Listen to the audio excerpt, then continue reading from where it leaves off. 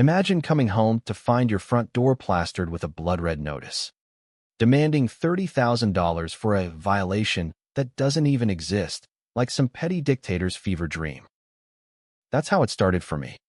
Alex Thorne, a quiet software engineer in the suffocating suburb of Willow Creek, where the HOA ruled like a cult of clipboard warriors. Whispers had already painted me as the neighborhood rebel, the guy who disrespected community standards by minding my own damn business. But I kept my mouth shut, watching their absurdity unfold like a bad sitcom. The envelope wasn't just taped, it was slapped on with aggressive glee, the HOA seal gleaming like a badge of bogus honor. Inside, fines for my tiny getaway shed I'd built on family land 25 miles out, way beyond their grasp. Unauthorized structure compromising aesthetic integrity, it read, as if my shed was plotting world domination. Enter Brenda Hargrove, the HOA president, a plump, perpetually pursed-lipped busybody in her late 50s, with a helmet of bleached hair and a voice like nails on a chalkboard disguised as politeness. She was waiting on my lawn that morning, arms crossed, Bluetooth earpiece blinking like she was commanding a drone strike. "Alex, dear," she cooed with that fake sweet drawl. "You know the bylaws extend to any property that might reflect on Willow Creek's pristine image. Page 14. Section 9, it's all there." I scanned the packet she thrust at me.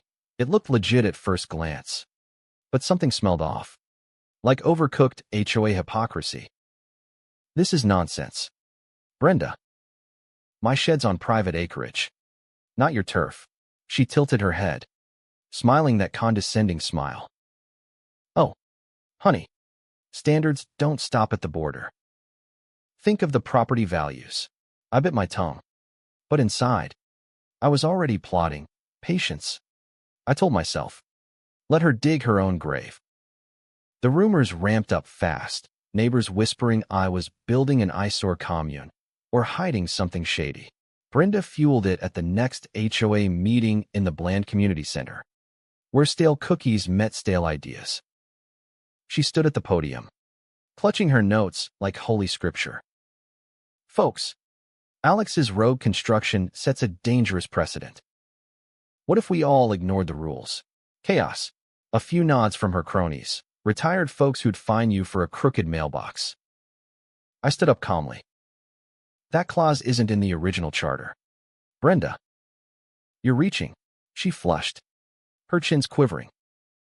"It's about unity. Alex, you're undermining our moral fabric."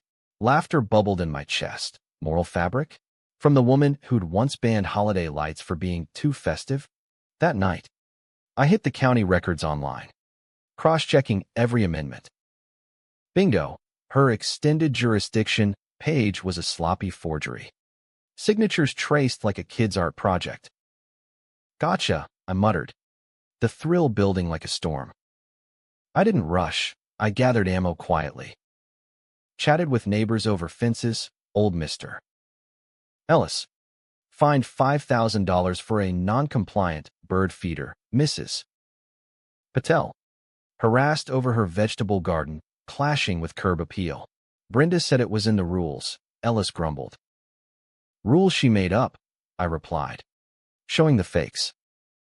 We formed a whisper network, statements piling up like her unpaid dues. Then I looped in my lawyer pal, Jenna, who owed me for fixing her deck. "This is fraud gold," she said, eyes gleaming.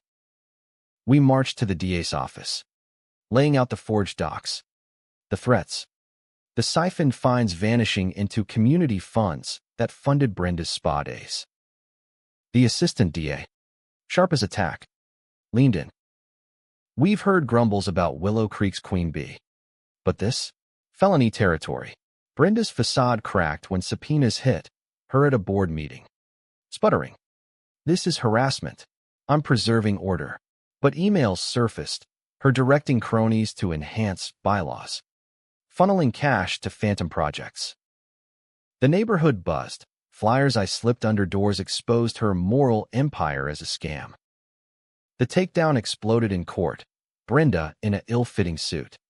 Face a mask of outraged innocence. As the judge hammered her with evidence. "You forged documents to extort your neighbors?" he boomed. She stammered. "It was for the greater good, property values." The room stifled laughs. Her lumpy figure shrinking under the spotlight was pure poetic justice. "Guilty on all counts. Fraud. Embezzlement. The works. 8 years. Assets seized. Restitution flowing back." Willow Creek breathed free. Gardens bloomed wild. Kids played loud. No more clipboard tyrants. I watched from my porch as they hauled her away. Her earpiece dangling uselessly. Sweet. Savage satisfaction. But tell me, in a world where community standards mask power grabs, is silence ever the real crime, or does fighting back make you the villain?